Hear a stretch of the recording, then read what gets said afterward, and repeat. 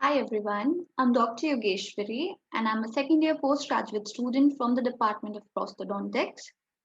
So today we are going to discuss about patient evaluation and treatment planning for complete denture therapy.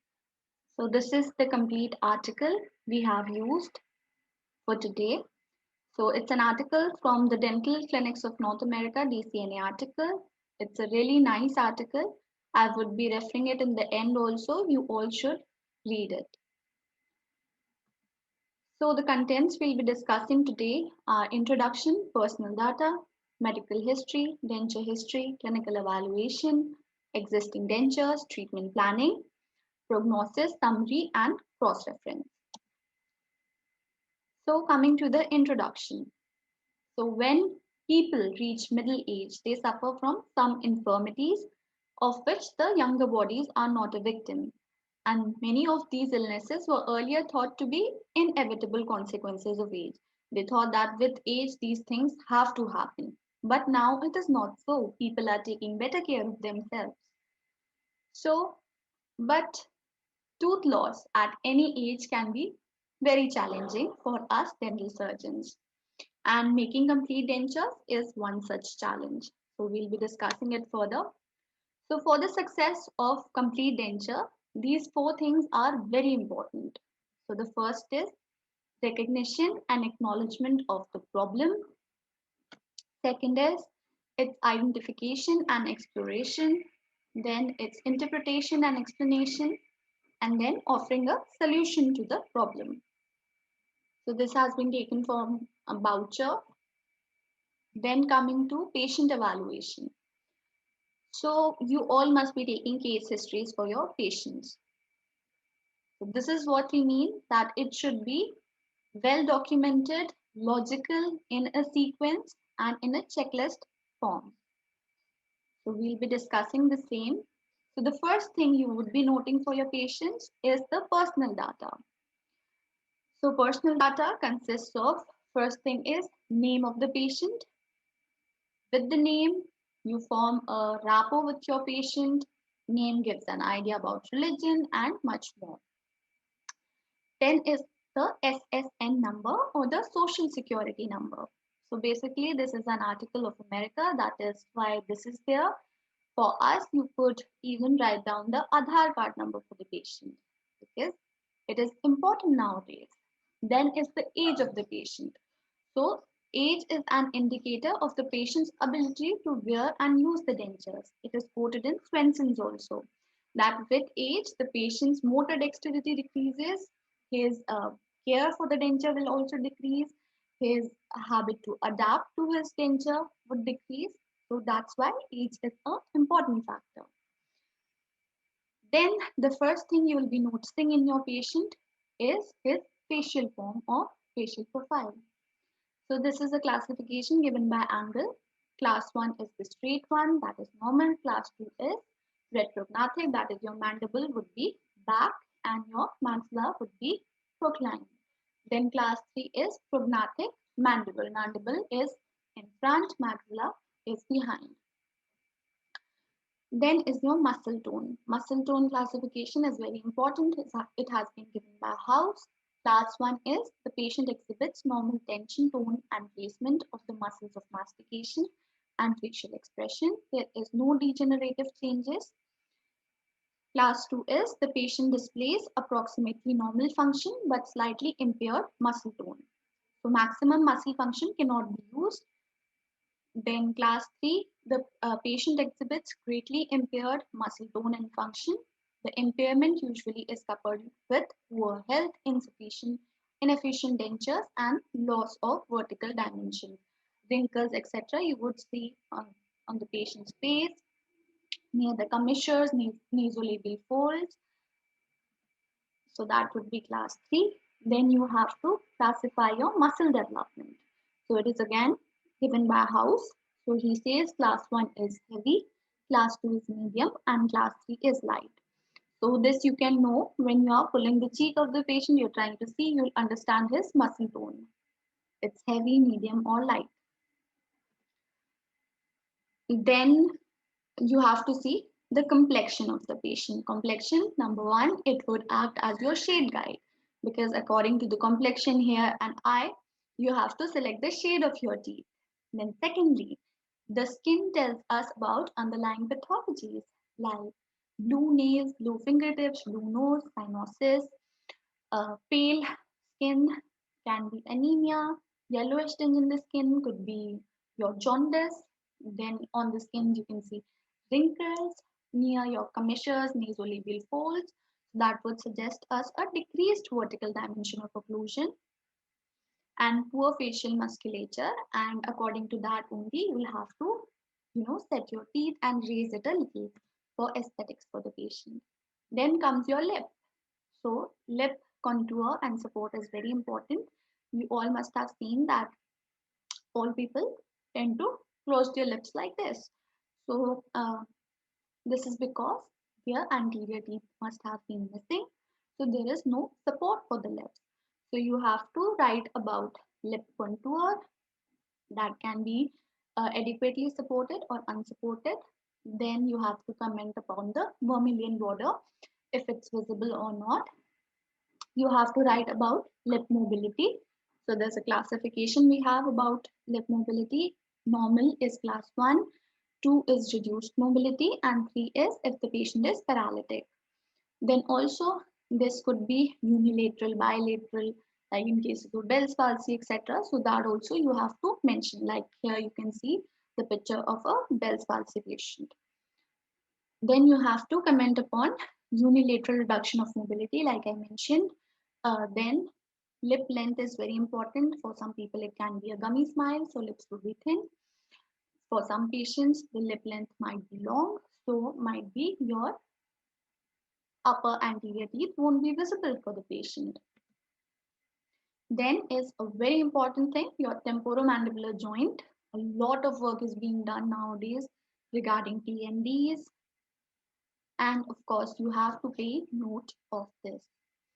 Then first of all, you'll have to note the crepitus or any clicking sound is present. You have to note if the patient tells you he's having discomfort while he's yawning, opening the mouth big, or sometimes his jaw gets locked. Patients do come and tell you this, that it gets locked. Then we try and rotate our mouth and then it closes properly.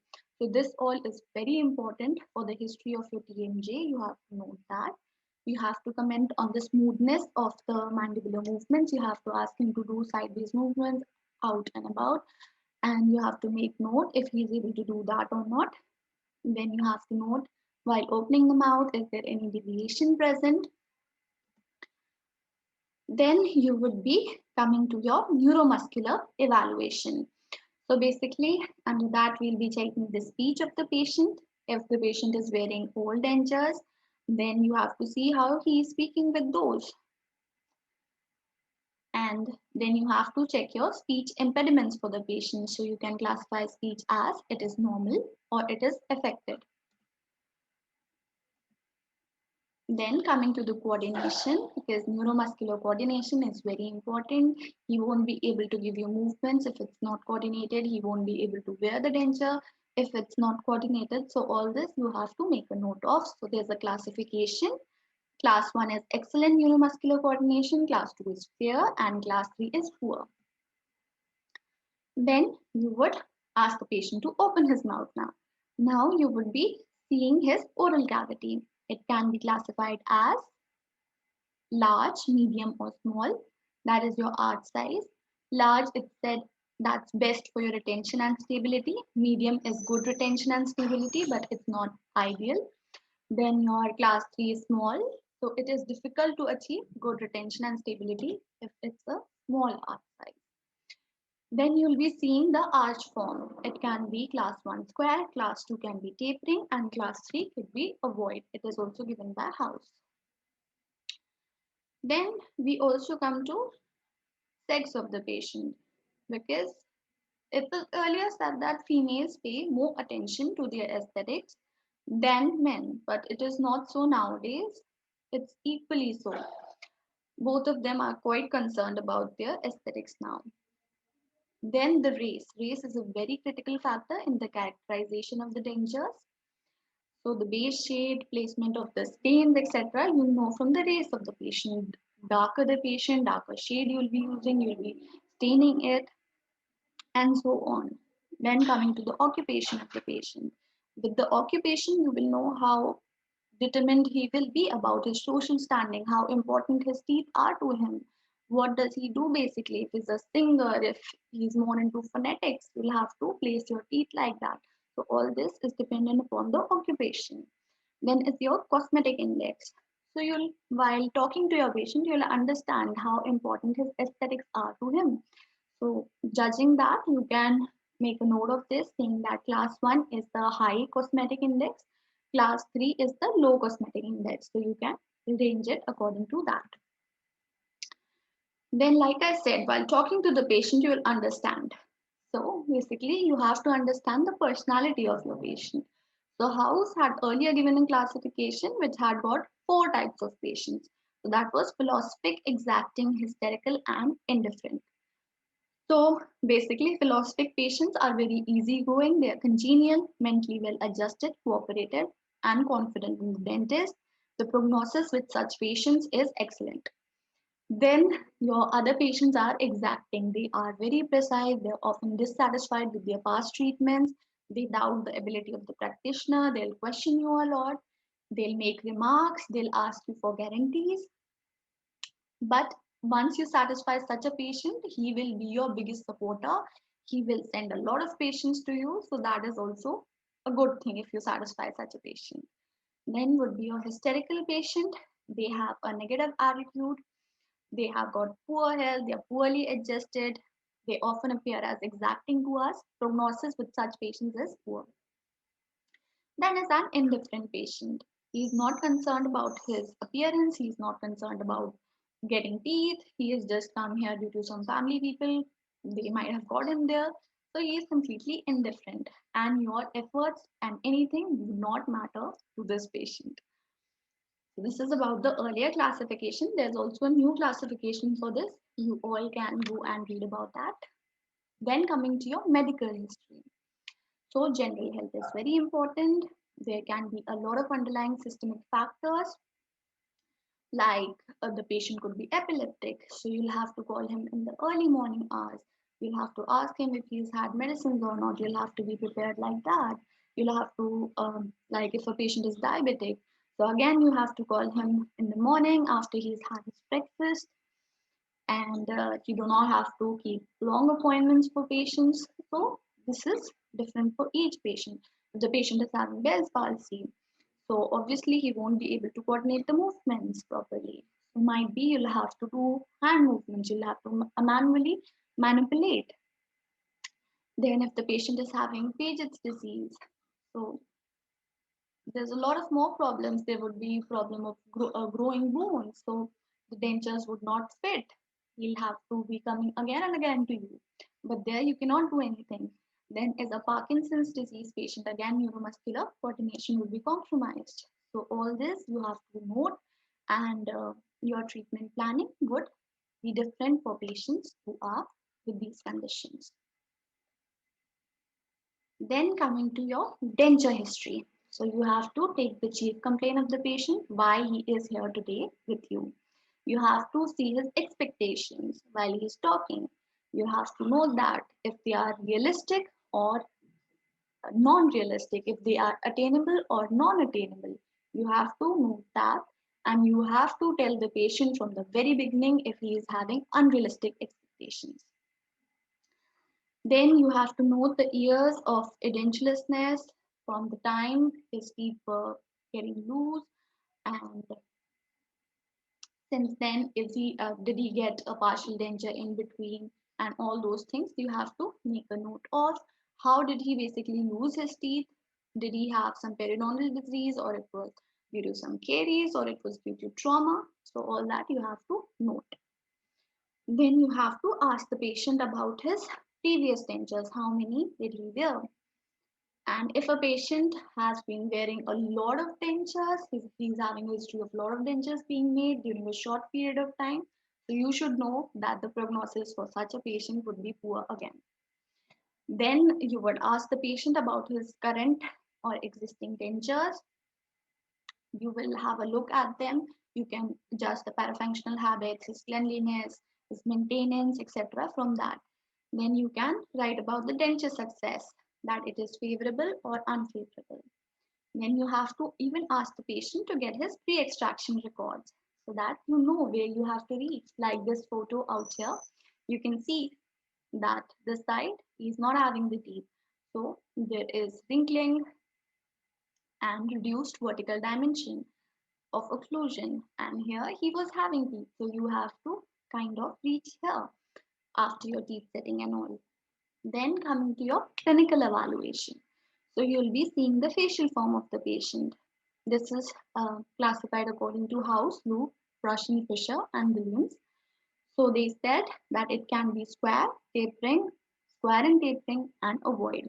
So basically, how do you see this? You measure this area and you measure this area for the patient.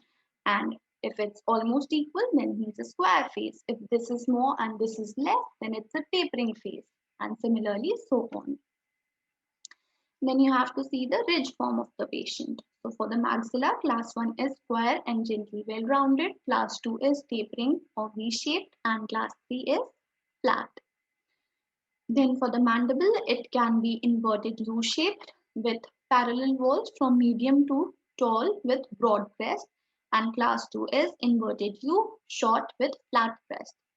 Then class 3 is unfavorable, that could be an inverted W, short inverted V, thin inverted V, and undercut areas. Then you have to note the defects if the patient has to go for any pre-prosthetic surgery. So maybe a tori.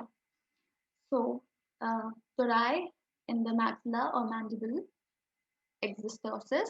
So there is a classification for that also. So class 1 is tori's could be absent or minimal in size. They do not affect the denture construction. So you do not have to do anything about them. Class 2 is clinical examination reveals tori of moderate size. So such tori would cause mild difficulties in denture construction, but surgery is not recommended. Then class 3 is a large tori and it demands removal. So surgery would be indicated for such patients.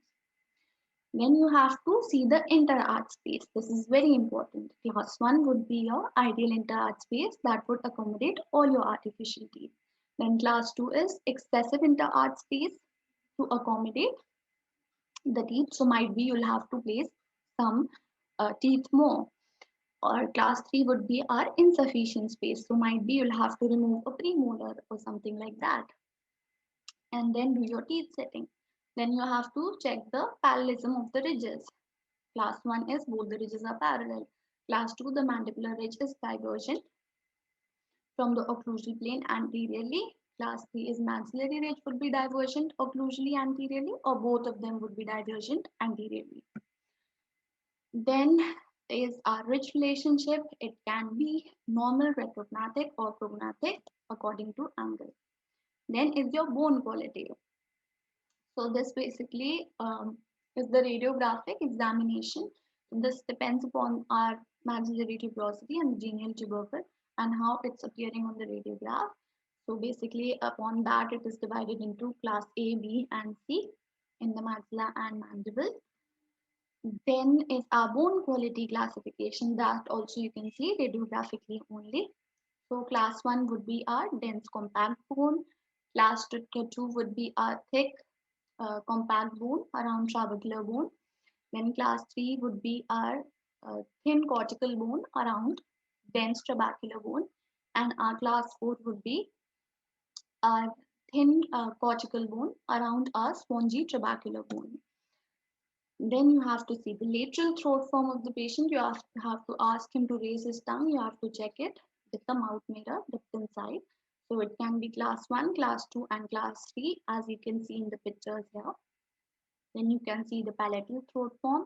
All this is not very important if you are a UG student. So I will not be focusing on all of these and discussing them. Then you also have to see palatal sensitivity. It's normal, subnormal, or it is super normal. That is hypersensitive. Then he'll be having gagging reflex and a lot more things.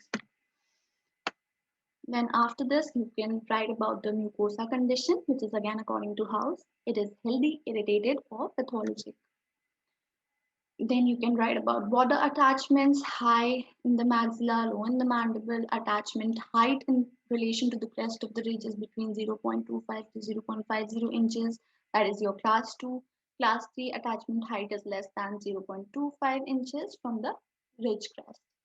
This all you have to note. Then you have to see your frenal attachments that could be high in the maxilla, low in the mandible. In respect to the crest of the ridge, class 2 could be medium, class 3 would be freni encroach on the crest of the ridge and may interfere with the denture seal. So that you have to remove surgically. Then coming to the saliva. Saliva is very important for denture construction. Then denture, while it's seated in the mouth, saliva plays a great role. So you have to talk about the saliva also. So class 1 would be normal quantity and quality of saliva. So cohesive and adhesive properties of the saliva are ideal if it's class 1. Then class 2 is excessive saliva. It contains much of mucus. Then class 3 is your xerostomia patients. Remaining saliva is mucinous for such patients. So there are a lot of saliva tests. You can read about that also today. Then coming to your tongue. So you have to classify your tongue. That is again according to House. So class 1 is normal in size. Class 2 is if the teeth had been absent since quite a while. So the tongue changes its position, form and position. And class 3 is if the teeth were missing from a large period of time and there was no substitute, no replacement. So the tongue grows excessively large. For such patients, the mandibular denture at least, it would be insufficiently made and it would be a problem for such patients because if the tongue has become so, it would be very difficult, or I would say it is impossible to train such a tongue. Then again, the position of the tongue. This is another classification of then if it's normal, it fills the floor and is retained by the mandibular teeth. So class 1 is retracted. The floor of the mouth is pulled downward and exposed back to the molar area. Then class 2 is retracted. The tongue is very tense and pulled backward and upward. The apex is pulled towards the body of the tongue and it almost disappears. So it's like that. You have to imagine it and understand. Then you have to note about the existing dentures of the patient. So first of all, you have to see and ask the patient if he was happy with his shade of the teeth. Like that, you can note from his existing dentures the anterior teeth shade, mold, and material that has been used. And apart from the shape, you have to ask the um, size of the teeth if he was happy with that. If he is happy with these kind of teeth or he wants them to be more rounded or whatever, you have to make a note of that also. Then you have to ask the patient to wear the dentures and see for aesthetics, phonetics, retention, stability. You have to make note about that also if it's good, fair, or poor. Then you can see the video also if it's acceptable, unacceptable, adequate, inadequate, or excessive. You have to note that. Then you have to see the occlusal plane orientation. So whenever you smile like this. You never smile like this. So you have to check that if it was a desired smile line or it is a reverse smile line. So that also you have to note. Because in some patients, due to the bony changes, bony architecture, there might be a reverse smile line given by the earlier dentist. Then you have to check the palate, that uh, the material thickness of the palate, if it's anatomically recreated, if there is rugae pattern there, when the patient is speaking, is the valving present, etc. You have to see with that. Then you have to check the post-dam area, your PPS. You have to check and rate it acceptable or unacceptable. Then you have to see the base adaptation, again, if it's acceptable or it's unacceptable. Then you have to see the midline. So the midline you can see from your incisive papilla intraorally and extraorally. You will be able to see it from the nasion, philtrum, and your middle of the chin. So like that, you can see if the midline shifted or not. So you can note that also. Then coming to your buccal vestibule, you have to see uh, it is important aesthetic and functional component. So you have to write acceptable and unacceptable. Corrective actions can always be done. Then the crossbite, if the earlier denture is having a crossbite, if it's anteriorly, posteriorly, unilaterally, bilaterally, all that you have to write. Then you have to mention about characterization. Is your denture characterized or uncharacterized, stained, unstained, like that. So after that, you'll be coming to the comfort of the patient. Was that acceptable, unacceptable, other remarks? You can also add that. Then you'll be seeing the hygiene of the denture, how the patient was maintaining it, good, fair, or poor. Then you can check the wear facet. So that can be minimal, moderate, or severe. Then you can check for any attachments with your dentures. Then coming to your treatment planning. So first of all, tissue conditioning. So we can ask our patients to do finger massage. We can prescribe some medications for him if required. And then you can plan a pre-prosthetic surgery if you find some tori or other ailments which need to be removed, a prefabrication of your denture. Then you have to understand what articulator would work better for a patient. Like that also you have to make a note of that. Then you have to write about the tooth selection, what would look better on the patient, the shade, the mold, the material you'll be using. Then again, denture based material, you have to select the shade of the denture based material. If you would be doing an anatomic palette, that you have to draw the map of the characterization. Then you have to mention what you have to improve in the new dentures from the list that you noted in the existing dentures of the patient. You have to note that. Then depending upon all of this, you have to give the prognosis and the reason behind it. Whether that would be good, that would be fair, or that would be poor. So like that you have to do. So from this we come to our end. So a checklist is presented for use in evaluating and planning the treatment for patients with complete denture therapy.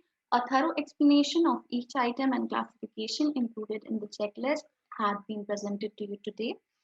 So the classifications from the classic prosthodontic literature used whenever possible and their sources have been referred appropriately, like I had told you, whenever I had taken anything apart from the article, and with the basic aim that the dentist understands the patient properly, he would be able to deliver better care to the patient. So this is about it for today. The main content of this PPT was from this article. So thank you. Any questions are welcomed on my Instagram.